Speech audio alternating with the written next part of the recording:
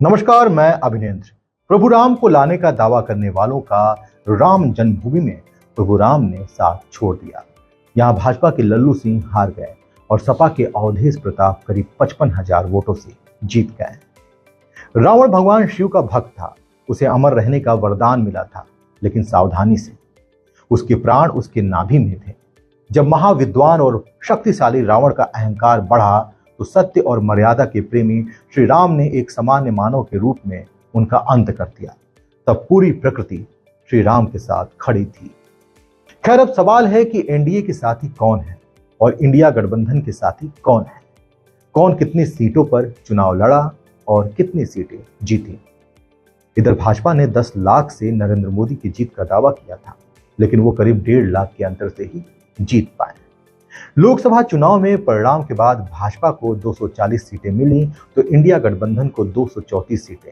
अब इस चुनाव को कांग्रेस ने अकेले नहीं लड़ा, कई छोटे बड़े दलों को मिलकर एक गठबंधन बनाया जिसका नाम इंडिया रखा गया। और इधर भाजपा ने तैयारी कर ली। महाराष्ट्र में शिवसेना और एनसीपी 2 धड़े में बंट गई।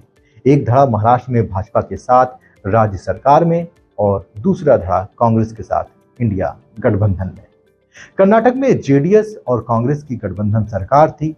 अचानक जेडीएस के विधायक गायब हो गए और भाजपा जेडीएस की सरकार कर्नाटक में बन गई। दोबारा चुनाव हुए तो कर्नाटक में कांग्रेस की सरकार बन गई और अब जेडीएस भाजपा के साथ एनडीए गठबंधन में है। बिहार के मुख्यमंत्री नीतीश कुमार की जेडीयू ने तेजस्वी यादव की आरजेडी के साथ मिलकर सरकार बनाई थी। इंडिया गठबंधन के आधारशिला में वो शामिल रहे और महत्वपूर्ण भूमिका निभाई, फिर पलट गए।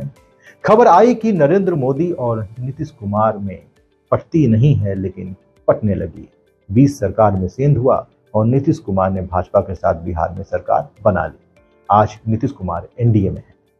कांग्रेस गठबंधन की सरकार में केंद्रीय मंत्री रहे रामविलास पासवान की मृत्यु के बाद उनकी पार्टी एलजेपी में फूट पड़ गई। फिर किसी तरह उनके बेटे चिराग पासवान ने पार्टी को संभाला और वो आज एनडीए में है।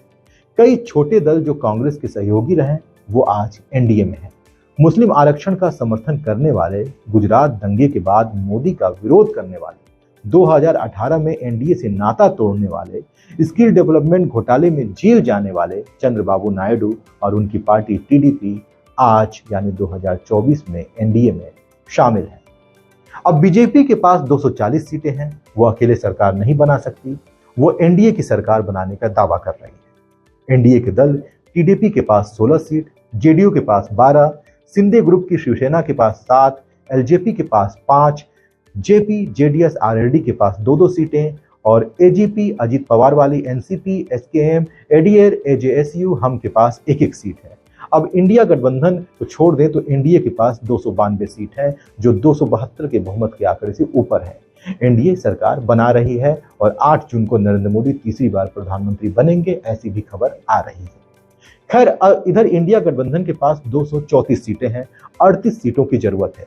अब उम्मीद है कि कुछ पार्टियों से जो भाजपा की विचारधाराओं से मतभेद रखती हैं, जैसे नीतीश कुमार के पास 12 सीटें हैं, एलजेपी के पास 5 सीट है, वाईएसआर कांग्रेस की 4 सीट है, हम के पास 1 सीट है, बीजेडी की 1 सीट है, चंद्रशेखर रावण की 1 सीट है और अन्य करीब 14 सीटें हैं। अगर ये इंडिया गठबंधन के साथ आ जाते हैं तो आंकड़ा 272 पहुंच जाता है और सरकार बन सकती है। लेकिन सवाल चंद्रबाबू नायडू का है। उनके पास 16 सीटें हैं।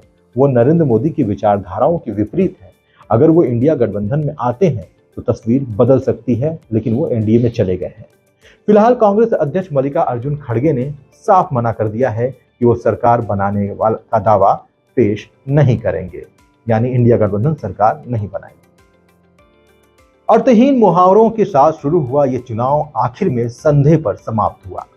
संदेह को एक मुद्रा की तरह चलाया गया, जैसा कि सूजी कासिम की उक्ति में कहा गया है, संदेह जितने सपनों की हत्या करता है उतनी तो नाकामियां भी नहीं करती। इस लिहाज से यह चुनाव मुद्दों से उठकर अलंकारिक और घात प्रतिघात का चुनाव बन गया। अब जब परिणाम आ गए हैं, शायद संदेह के सौदागर भी शांत होंगे और ईवीएम भी चैन की सांस लेगा। और हाँ, सबसे बड़ी घटना भारत की जीतने की है। जम्मू कश्मीर में हुई, जहां पर 35 साल बाद पहली बार 58% से ज्यादा मतदान हुआ। ताजा नतीजों ने फिर साझा सरकार के दिन लौटा दिए। बकौल फ्रेज काफ्ता रास्ते चलने से ही बनते हैं, पर आगे मुश्किल मोड़ है। प्रधानमंत्री जो क्रांतिकारी फैसले पहले सहज ढंग से कर सकते थे, अब वह सब उतना आसान नहीं रह जाएगा। सभी राजनीतिक चुनौतियां और ज्यादा जटिल होकर सामने आने वाली हैं। समझौते और प्रहसन खड़े होंगे। धन्यवाद।